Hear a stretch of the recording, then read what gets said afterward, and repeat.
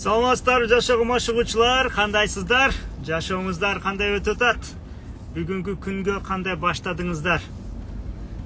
Адаттагыдай эле бүгүн дагы суроо жооп болот. Суроо жоопко катышыш үчүн түз эфирге кошулсаңыздар болот. Бир эскертүү бар. Түз эфирге кошулгусу келгендер түз эфир сакталат. Ошон үчүн эгер сиздер түз эфирде каалабаган нерсеңиздерди айтып алып, анан түз эфирди сактабаңыз десеңиздер, ошого жараша кириңиздер. Анткени түз эфирде көптөгөн техникалар үйрөтүлөт. Суроо жооптордон ошого анан эфирди өчүрүп койсок, ошол нерседен эме болуп калат. Ошого түз эфирге кошулгандарды мен чыгара албайм. Ошого менде андай доступ жок. Өзүңүздөр чыгып кетсеңиздер болот, эгер кааласаңыздар. Бирок кнопканы баскан үчүн кошулганды каалайм деп айтып атасыздар. Бул деген сөз сиздер макулдугуңуздарды берген болосуздар түз эфирди эгер сактап койсом. Ошо алдын ала айтып коеюн дедим. Сиздерге чоң рахмат. Анда эмесе адаттагыдай эле машинанын ичинде болот дайыма түз эфирлер. Вакыт ушта мындай эме болуп калат. Саламатсызбы? Бала ыйлап атат. Эже түз эфирден кошулбасаңыз чыгып кетсеңиз болот. Андай бая басылып кетиши мүмкүн десеңиздерчи. Ошого байкаңыздар. Саламатсыздарбы? Алейкум салам. Эже биринчи баштадыңыз, сурооңуз болсо баштасаңыз болот. Жашооңуз кандай болуп атат? Айылдасызбы? Айыл жергесиндебиз ооба. Жакшы өсүп атыптыр. Жүзүңдөр эми жалбырактар эме болот да, бүчүр байлап жаз келет. Ооба, бизде жакшы кыш болбоду быйыл. Биринчиден калганынан эки жактуу бар жокко тегиз караган адам катары тааныймын. Дин жаатынан дагы түшүнүгү бар, Кудай оозунан түшпөгөн. Аябай мен сүйүнүп атам. Алла разы болсун. Өткөндө кошулам деп атып, кошула албай калдым эле, ниетке жараша азыр буюрган экен. Убакыт сааты эми чыгыптыр? Менде кыскараак суроо болсун. Өткөнгө эфирлериңизди калтырбай көрөм. Кубанычтамын. Менде ушундай суроо бар. Бизде дин түшүнүгү, Кудайга шүгүр, 15-16 жашымдан бери ушул чөйрөгө өзүм каалоом менен келгем да. Анан бирок сиздин өткөнкү эфириңизде көрдүм, кайнеттин билимин, сабагын. Андан кийин дин түшүнүгүн дагы чогуу алып барган адам гана ийгиликке жетет депчи. Эмени айттыңыз, ооба, эмени дин менен жана кайнат китап дедиңиз, Кайнат китап деген ошол бүт бая позитив илимдер, ошо психология, астрология, биология, физика, ошолордун баары ушул илимге кирет. Ооба, Меники көбүрөөк ошо диний жакка басым жасалып, ошол жакка көбүрөөк болуп калган десем да болот да, мындай. Чөйрөнү өзүм тандап, мындай просто эле семьядан эле өскөм, бирок өзүм каалоом менен кичинекейимден ошондой аракет кылгам да. Анан среднее образование болсо дагы окудум эмени, иш кылса кесипти. Бирок өзүм каалабай окуп алгам да, кызыкпай. Азыр эми Кудайга шүгүр, тоготор жерин айтайын, 5 балалуу болуп калдым. Машалла, машалла. Ушул вакытка чейин балдардын тарбиясы менен аял кишиге ошол эле болсо керек, баягы эң чоң ийгилик. Акыркы күндөрү жолдошума 5 балалуу болуш чоң ийгилик. Мен деген жигиттер болуп албайт азыр. Акчам жок деп, кантип багам деп дегенде жакшы. Айта бериңиз. Акыркы күндөрү ошол жолдошума кайсыдыр бир мааниде жардам бергим келет да. Үйдөн сизге бир суроо берген элем, ушул прямойдон эле баягы жазып суроо берсем, сиз айткан элеңиз, кайсыл жерде жашап атсаң, ошол жерден баштагын депчи. тиги үйдө отурсаңыз ооба аяктарыңды жыйнап ошол ооба жерден аны деле кылып да өткөздүм, бирок кирешеге кичине эме болуп калыптым да, мындай иштегим келет, ушул убакка чейин акча таап көргөн эмеспиз дегендей. Бир жолу түшүнүктүү урунуп сиз көрдүм. Эме баштаганга жараша менде идея толтура да ичимдечи. Анан ушуп жетилип калгандары дагы бар. Анан мамлекеттин ишине иштесең деле, бизнести кылсаң деле ошол убакыт кетет да. ооба Убакыт эме кылганда. Ошо биротоло бизнес баштагым келет, өзүмдүкү мына модельер жаатында. Неден сурооңуз башташ? ошо, кантип неден башташ керек же кантип акча табыш керек, кантип жолдошума жардам бериш керек дейсиз, туурабы? Биринчи аял киши сизге жооп катары биринчи сиз баягы жолдошуңузга поддержка кыла турган баарыны кылдыңызбы, кылбадыңызбы, ошо өтө маанилүү. Анткени сиздин мисалы акча таап алып келгениңиз, эгер ошонун ордуна сиз жолдошуңузга поддержка дегенде баягы ошо башы тынч, үй жактан эмеси болуп, баягы а эме болгондо ошол сиздин тапкан акчаңызды жолдошуңуз азыркы акчасынын үстүнө кошуп таап алат. Анткени мен көп айтам, мисалы мен Америкада жашаганда, биз кыргыздар же баягы Советский Союздон барган кишилер биздерде эме культурада аял киши да иштейт да. Анан экөө тең иштесе көбүрөөк акча табабыз деп ошондой логика бар да биздечи. Эки киши иштесе көп акча табат да, туурабы? Бирок арабтар бар эле, түрктөр бар эле, алардын күйөөсү иштейт эле, аялы иштебейт эле, бизден көп акча табат да, биз эки киши иштесе делечи бир семьяда. Ошого акчаны сиз баягы логика менен караганда туура эки киши иштесе көбүрөөк акча табат дейт. Бул жөн эле логикага байланыштуу нерсе. А чынында андай нерсе болот чынгы жашоодо. Ошол түрктөр бизден бизде баягы кыздар же Орто Азиядан баргандар аялы менен күйөөсү экөө чогуу иштейт, бирок тапкан акчасы жанагы түрк же арабтын бир кишинин тапкан акчасына жетпейт эле да. Ошондо мен түшүндүм, бул акча баягы биз ойлогондой логика жолдошума жардам берейин, акча табышайын деген мааниде эмес экен. Эгер реально акча болсо, анда сиз каалаган акчаңызды каалай берсеңиз, жолдошуңуз же башка жактан келет, же бизнестен келет.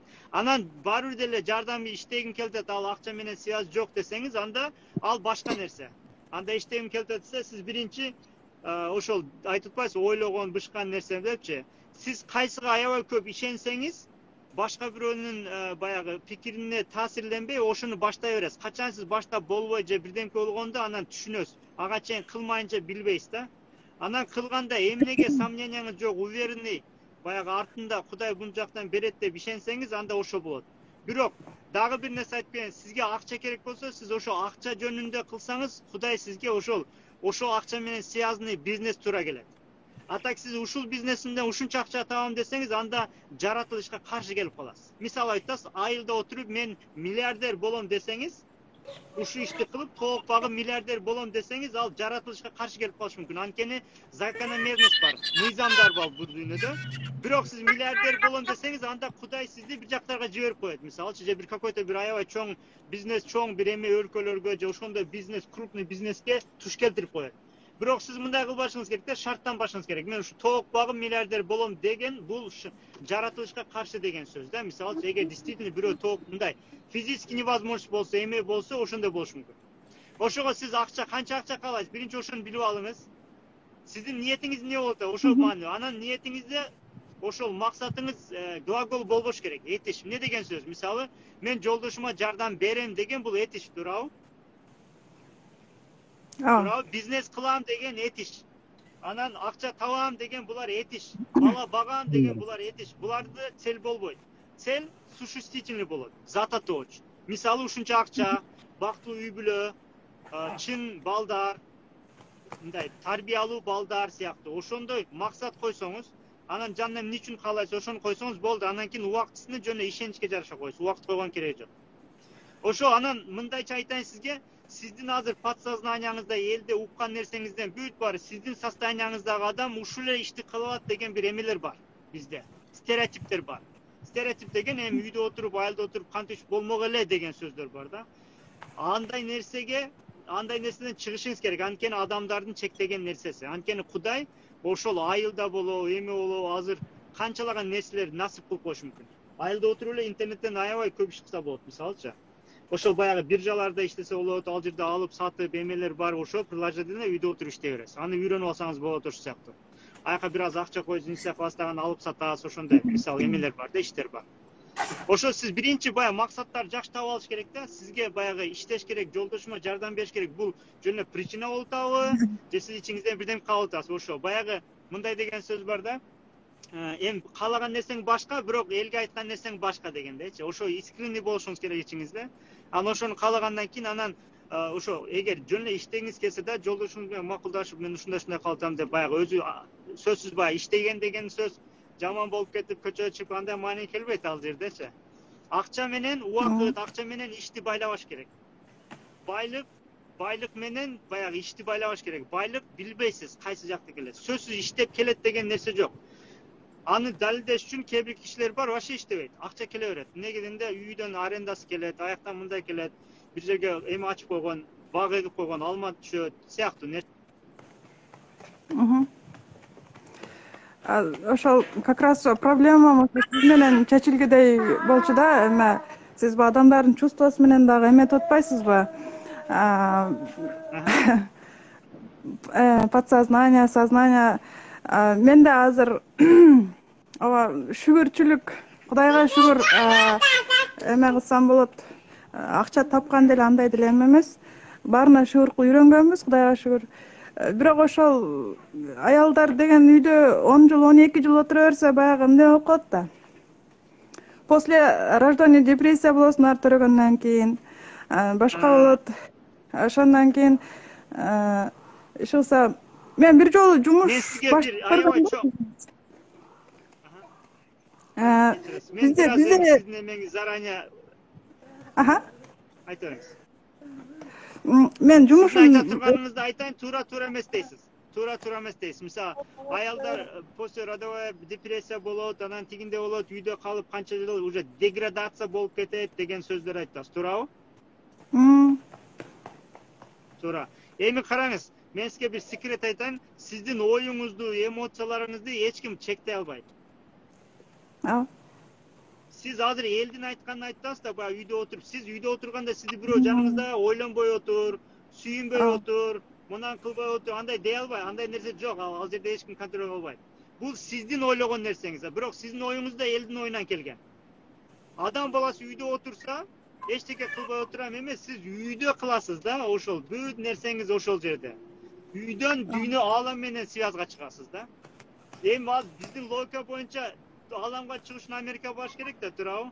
Же ошондой бир чоң компанияда иштеш керек сыяктуу да, түшүнүңүзбү? Ал эме, кандай десем, биздин түшүнүк ал.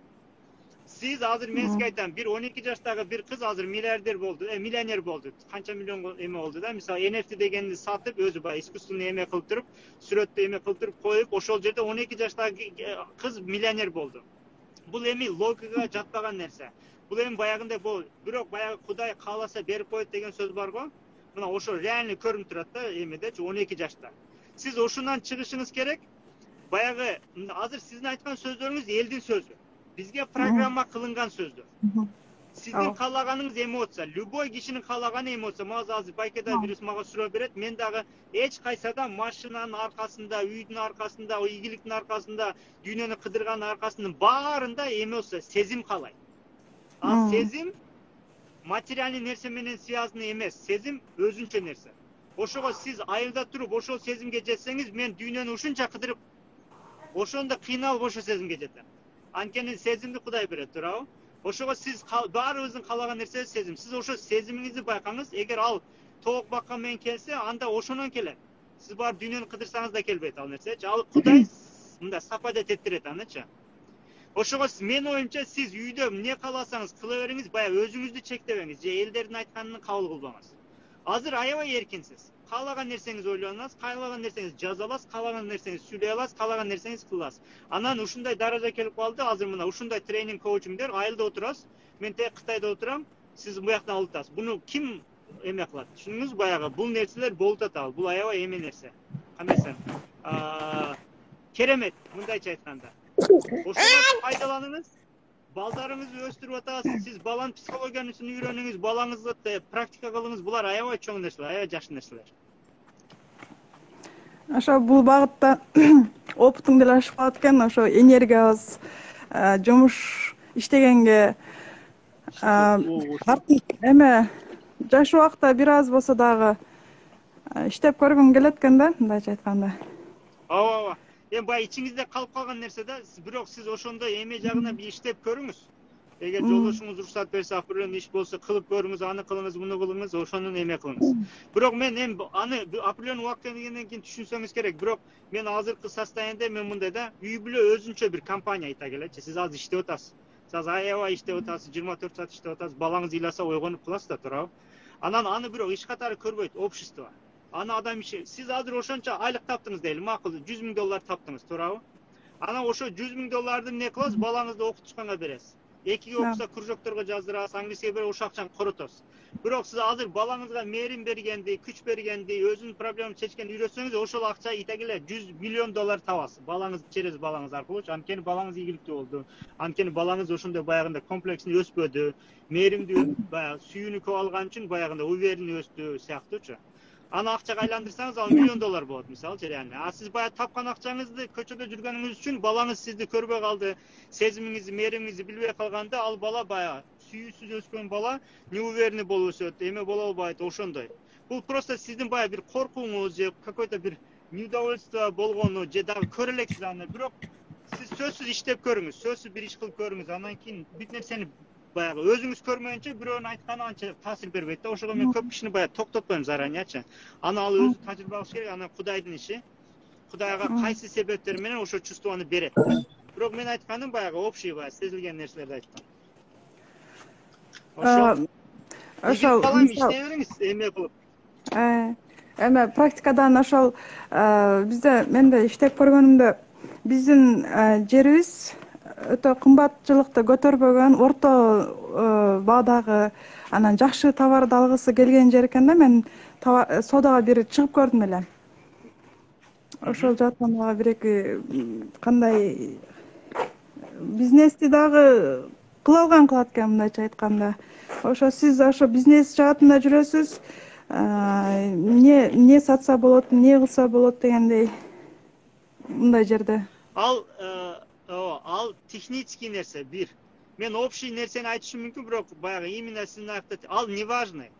Мен айтам, могул жолук сат же мына кошелек сат дейм, анан сиз окей деп барып сатасыз, сатылбай калат, эме болот. Ал решительный нерсе эмес, ал технический нерсе. Ал себеп. Бирок мындай нерсе бар, бизнес катары болсоңуз, сиз бир проблеманы чечишиңиз керек. Сиз биринчи ошо жашаган жериңизде элдердин не проблемасы бар? Неге маани беришет? Мисалы, үй курганга, бизде үй курганга аябай маани берилген, строй материал жакшы өтөт, туурабы? Дагы эмнеге маани? Мындай проблемасын карайсыз, бизнес деген ошо бир проблеманы чечкен. Эгер ошол проблема чоң проблема болсо, аны чечсеңиз көп акча табасыз. Кичинекей проблема болсо, аны чечсеңиз азыраак акча табасыз. Ошол.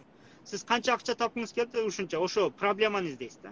Айылдагы проблемалар эмне обычно? Суу чыкпайт, же эмне болот? Дагы бирдемке болот, мисалы, же кийимдер жок, мисалы, же мода кийимдер жок сыяктуу. Ошону карап туруп, ошол анткени бизнестин эмеси ошо проблема чечиш да. Экинчи себеп ошол акча көбүрөөк тапкым келген себеби ошо жолдошум ошо высшее образование болуп, ошо кайнет илиминден көбүрөөк сабак алып, бул дин жаатына андай кызыгыш жок болуп, а менде диний түшүнүктө болгон үчүн келечекте балдарыбыздын эмеси түшүнүгү эки тараптан болгону жакшы экен деп ойлоп калдым да. Баягы ошондо гана бактылуу боло тургандай эмесини же бияктан да кабар болуп, бияктан дагы акча тапкыдай болупчу. Экөөбүз бирибиз андай, бирибиз мындай болуп атпайбызбы? Ошого эми баары бир окутканга акча керек болот, башка керек болот, анан кечке эле күбөм карап отура бербестен кыймылдайын деп аткан болчумун да, кайсыдыр бир мааниде. Туура, эми сиздин оюңуз көп кишинин ою. Сиз азыр баягы көп киши мага ошентип айтат. Баягы жолдошума жардам берейин дейт, же баягы бир иш кылайын деп, бир акча табайын деп. Эми кандай десем, акча деген сөз баягындай биздин ойлогондой көчөгө чыгып иштеш керек, мындай кылыш керек эмес. Биринчи бир акчанын эмне дегенин түшүнүп алыш керек бир. Анан акча табат дегенде биздин түшүнүгүбүз менен акча табат дегенден чыгыш керек. Бир жерге иштеп, жалданып иштеп, анан ошол жерге мындай кылып, ал дагы бир вариант.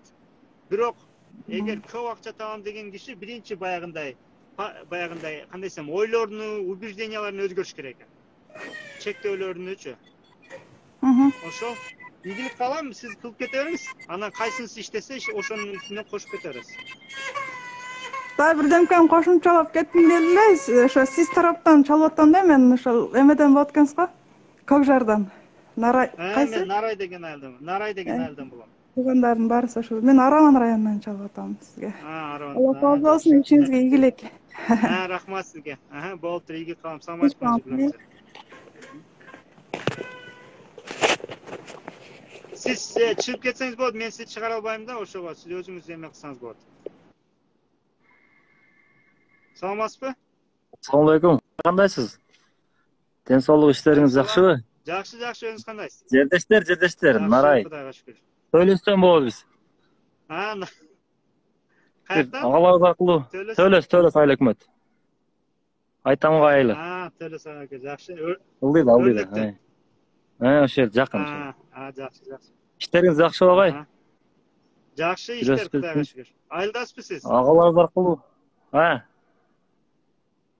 Hozir ayıldasizmi? Ayılda işte. Kızılkaya'da işteyiz. Kızılkaya'da. Ağalar arqılı sizde. Bozorda. Soda. Şu ağalar arqılı işleri işleme sizde. Sunuştaşçılardan körüp, Naraydan bolot ekensiz. Ana men katılsam sizin teklifleringizge katışам деген ой болуп мына. Sizge сыймыктануу менен эле bir ыраазычылык билдирейин деп чыктым агай. Кийинки дальнейший сабактарыңызга коюп катышсам деп мага өлө жакты эмелерчи. Техникаларыңыз башкалар көрүп атабыз бизчи. Жакындан бери эле бирок. Агай bir эки суроом бар сизге конкретно. Бизде мындай болуп атат да. Мен biz высший образованный болам, эми окуганбыз университетте. Азыр бирөөнүн колунда иштейбиз. Анан мага мындай жакпайт экен да, бирөө буйрук берип, мен өзүм наоборот начальстводан өзүм башкаргандай ушундай иштер кылышым керек экен, өз башымчачы. Ошого кандай дейсиз? Не кемчиликтер бар мен дейм. Биринчиден мындай, высшее образование окугандарда же баягы аябай жакшы окугандарда бул проблема бир жагынан. Неге проблема дегенде, ал кишилер баягы отличник болгон үчүн, мисалы ага эже, ошо эжен айткан, мугалим айтканды кылат дагы, университет, мектеп бүттү, уже мугалимдер айтпай калды, университет бүтүп айтпай калды, анан дагы бирөө айтыш керек деп күтүп калат да. Ошондо ошо баягы бирөөгө иштейт да. Ошол жагынан бир аз кыйын. Мен өзүм менде синдром отличника бар эле. Мен ошол директордун баласы, сельсоветтин баласы ошентип өскөнмүн да. Анан мен азыр ошо жашоого кирип, жашоо үйрөнгөндөн кийин мендеги баягы кармап турган нерселерди таптым да. Анан мындай карасаңар, ошо балким сиздин азыр начальнигиңиз бирөө иштетип аткан, бирөөгө иштетип атам деп, ошол киши балким андай образованиясы эле жок эле киши болсо керек. Жөн эле базарда өскөн, ошондой кылып өскөн киши болуш керек. Туура эмес? Эми караңыз, көрдүңүз, сиз ушунча отличник болуп окудуңуз, ошонун колунда иштеп атасыз. Бирок алар эмнеге начальник болду? Бирок алар убагында кыйналган, туурабы? Троечник болгон, двоечник болгон, эме кылган. Анткени алар ошол кичинесинде рисктерди үйрөнгөн. Анан ошол кичинесинде өзү иштеген. Анткени мисалы двоечник менен бирөө достошпойт да, көп киши делечи. Ал двоечник мугалим аны жаман көрөт, эме кылат. Ал уже критикага эме болгон, күчтөнгөн бир. Анан бирдемке кылса рисковать этет. Анан аны эч ким деле сен мындай кылдың, мындай дебейт. Ал итегиле ошо ойдон өзүнө таштап коет. Ал өзү өскөн да мындай ишкандачы. Ошолор успешный болуп атат. Эми финансовый жагынан, баягы иш жагынан, турмуш жагынанчы. Именно отличниктер нити болуп атат. Ошондо мага аябай көп суроо келген да. Баланы окутуп атканда сөзсүз 5 алыш керек да, окутпаш керек. 5 кала берсин, бирок баягы рискованный иштерди кыла берсин да. Рискованный иш эмне деген сөз? Тапшырмасын аткарбай барды, эжекеси 2 кое турганды билсе, макул койсун, бир мындай сезсин дегендейчи. Сиз вообще эмеңиз жок болсо, андай бир рисковать этпесеңиз, эми рисковать этесиз. Азыр мында бирөөгө иштебейин, эми бизнес баштайын деп жашыңыз канчада? Мен ошо 35 жашымда рисковать этип 100 000 доллар. Мен 92. Мен 35 жашымда рисковать этип 100 000 доллар жоготкам. Эми ишке кирем депчи. Мен 35 жашымда рисковать этсем, бай двоечник балдар, троечник балдар, алар канча 10 жашында рисковать этет. Экиге окуйт да, туурабы? Анан бирөөдөн көчүрүш керек, уже менеджмент үйрөнүп атат, кайсы киши менен сүйлөшүш керек, уже отношенияны үйрөнүп атат, туурабы? жанына досуна барып шоколад алып ага эме берип чейрек жакындаганда жаңда отуруп математиканы көчүрүп алайын десе тиги жок десе а уже шоколадты берип койгон тиги жеп койгон анан кийин жок десе уже банкрот болду ал түшүнүңүзбү 10 жашында банкрот болду бала анан дагы бир шоколад алат да экинчи ишке баштайт да анан дагы бирөөгө барат ага шоколад берип анан жаңда отурсам болобу десе көчүрсөм болобу макул десе болду успех башталды булар жаш баланын эмеси болду да булар реальный жашоодогу нерселер ошого сиздин эмеңиз боюнча совет берсем ал эми болгон мындай натуральный кеткенде сизге кыйын болот бирок сизге эме жагы сиз өзүңүздү өзгөртүшүңүз керек мисалы плохой мисалы мен ошо плохой макс деген техниканы үйрөнгөнмүн да мисалы атыңыз ким эле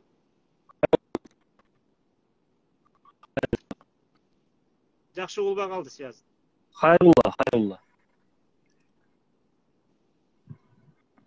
Хайрулла мисалы сизди мисалы Хайрулла жаман киши десе сизге тие турган болсо сиз анткени отличниктер обычно ошондой жакшы адам болуп жүрүшкө аракет кылат мындай жакшы адам дегенде биздин түшүнүк боюнча жакшы адам да бул жакшы андай мындай деп анан сизге критика тийсе сиз кыйналып каласыз сиз биринчи ошону өзгөртүшүңүз керек бирөө мисалы келинчегиңиз болушу мүмкүн эй сен иштедиң болбойт колуңдан келбейт десе сизге тие берсе анда кыйналып каласыз ошон үчүн биринчи чыгышыңыз керек баягы критика тийбей калыш керек анын үчүн өзүңүздү сүйүшүңүз керек мындайча айтканда биздин тренингдерге катышыңыз ал жерде көп нерсе үйрөнөсүз анан бир поступкалар кыласыз мындай бир кыймыл аракеттер кылып көрөсүз сезесиз анан дагы кыласыз ошентип чыгасыз да ошентип азыр мисалы мен түз эфирге чыгып атпаймынбы элдер мисалы мени критика кылса же бирөө ал болбойт коучинг кылсаң акча таппайсың муну кылсаң болбойсуң дегендерден өттүм да ошонун анткени ал жерде менде бар да подсознаниеда баягындай хороший макс плохой макс корком Кечирим сурайм, мына зарядкам мен сайбай калыптым, өчүп атты, анан дагы мен сизге кайра айтсам болот, а? Кечирим сөзүңүз бөлгөн, азыр өчүп калса дагы эме болду. Рахмат сизге, чоң. Дагы мен жабайланышам сиз менен. Иштериңизге ийгилик, рахмат чоң. Чоң рахмат. Болуптур, ийгилик. Рахмат сизге, ийгилик каалайм. Кызыл калыктарга салам айтып коюңуз. Хоп, рахмат.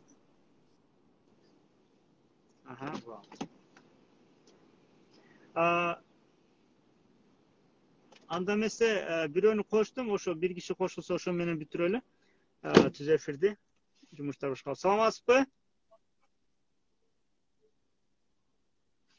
Жөн эле басылып калдыбы? Кошулгуңуз келбеди беле?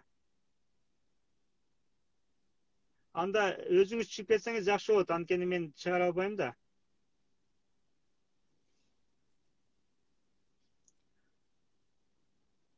Угултабы? Да, бир кишини коштум. Алло. Алло, саламатсызбы? Саламатсызбы? Саламатчылык. Жакшы, кандайсыз? Жакшы, өзүңүз кандайсыз?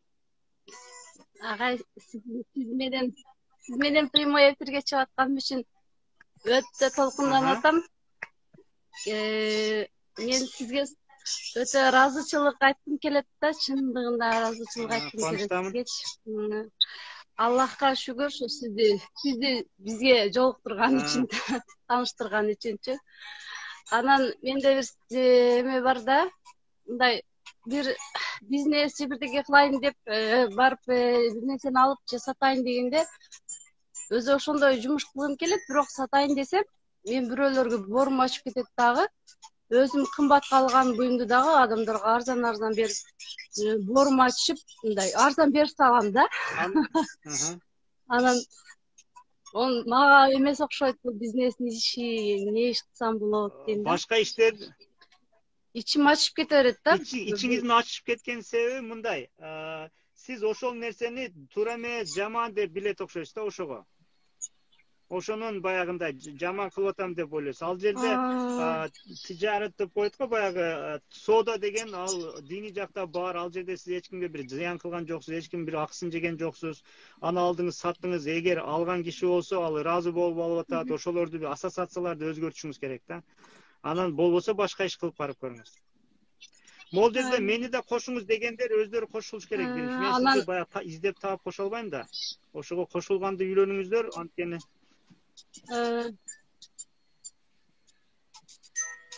жөн мен азыр жазгандарга айтсам. Сурооңуз боюнча? Анан дагы бир суроом бар да, мен жанагы эми Кудайга шүгүр ата энебиз бизди тарбиялап чоңойтуп койду. Өзүнүн билгендери сиз айткандай өздөрүнүн билген жакшы нерселерин үйрөтүп чоңойтуп койду. Бирок ошо апама кантип жардам берсем болот дейм да. Апам мындай ушундай жолго өтүшүн өтө каалайм да, бирок биз айтсак укпайт да. Анан өтө мындай кандай десем жамандаган болбосун го, бирок жакшы болушун каалайм да. Мындай теке бер, анан көчөдө жакшы өзүн алып жүрүп, бирок үйгө келгенде аябай мындай кандай десем грозный аял да. Siz birinciden türemez hemen tandap atасыз. Ата-энеңизге үйрөтө албайсыз эчтекен.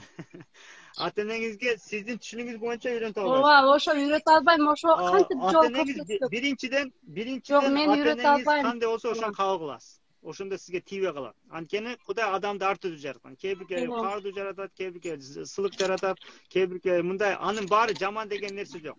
Бир, экинчиден чоң кишилерди бирдемкеге үйрөткүңүз келсе, сиз просто ошону жашасаңыз, чоң киши итак эле алат сизден. Эгер сабак алгандан кийин өзү кыла албаса, уже колунан келбей атат деген сөз. Атак сизди көрсө, мындай эме кылса, ал итак эле сабагын постоянно алат. Чоң кишилер кичинелерден кантип үйрөнөт? Кылган нерселеринен үйрөнөт. Бирок мындай ата мындай кылыңыз, мындайыңыз мындай эмес деген ал нерсе ал болбойт. Анткени ал жаратылышка каршы. Сиз да балаңыз келет сизге бир күн, апа мындай кылбачы дейт. Сиздин постоянно жакшы деп билген нерсеңизди ошентип айтат, анан сиз дагы капа болосуз. Айтаса, сен билбейсиң да, сен жашсың мындай. Сиз азыр 60ка чыксаңыз, апаңыз 80де болсо да айырмасы жок. Сиз апаңыз көрүнчө сиз баласыз. Апамды мындай тарбия, мындай андай нерсе болбойт. Андай нерсеге көп киришкен кереги жок. Сиз просто өзүңүз аябай жакшы жашайсыз, апаңызды сыйлайсыз, апаңызга күч бересиз, сүйүүңүздү берсеңиз, апаңыз өзү күчтөнүп, өзү каалагандай кылып өзгөрүп алат. Өзгөрүү ал ошондой кылып аракет кылып атабыз да, анан же психологко жөнөтөлүк десек аны укпайт, анан кантип Сиз анда ошо сиздин жардамыңыз апаңызды кандай болсо ошондо кабыл кылуу. Сиз азыр апаңыздын андай болгонун сизге тийип аткан себеби сиз өзүңүздү сүйбөгөнүңүз үчүн. Сиз өзүңүз сүйсөңүз, апаңызды эле сүйөрүз, апаңыз кылган нерселери жаман эмес. Ал сизге жакпай атат. Ал сиздин коркуңуз. Мындай кылса тигинде болот деп, элдерге мындай болот деп сиз өзүңүз коркуп атасыз. Жок, бир эле мен эмес, баардык эле балдарыбыз Анткени баардыгыбыз эле ошо программа бирдей да, ошого баардык бала. Мага айтыңыз, эмне кылат десеңиз, мен айтып берейин, чечмелеп берейин. Бир эмесин айтыңыз мындай, бул жагы жакшы эмес деп, бир нерсесин айтыңыз. Эгер айта алсаңыз. Анан түз эфир сакталат, анан угулуп калса, эме кылбаңыздар. Түз эфирди өчүр деп, ошондой. Азыр барыңыздарга айтайын, түз эфир сакталат, сиздер түз эфирден көрүнөсүздөр. Анан бүткөндөн кийин анан өчүр десеңиздер, канчалаган тренингдер башкалар укпай, андан алардын акысына кирип каласыздар. Ошого эгер каалабасаңыздар, түз эфирден чыгыңыздар азыр. Ошону да заранее айтып коеюн. Болуптур, анда макул, рахмат агай сизге. Эчтеке эмес. Саламатсызбы агай? Угулуп атабы? Угулуп атат.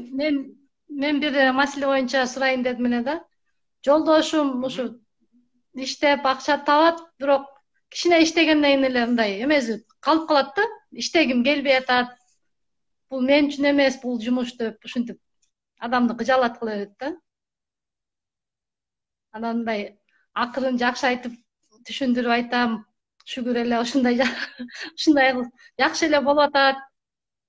Көңүлүң менен иштесең жакшы мындай берекесин берет деп ошентсем деле мындан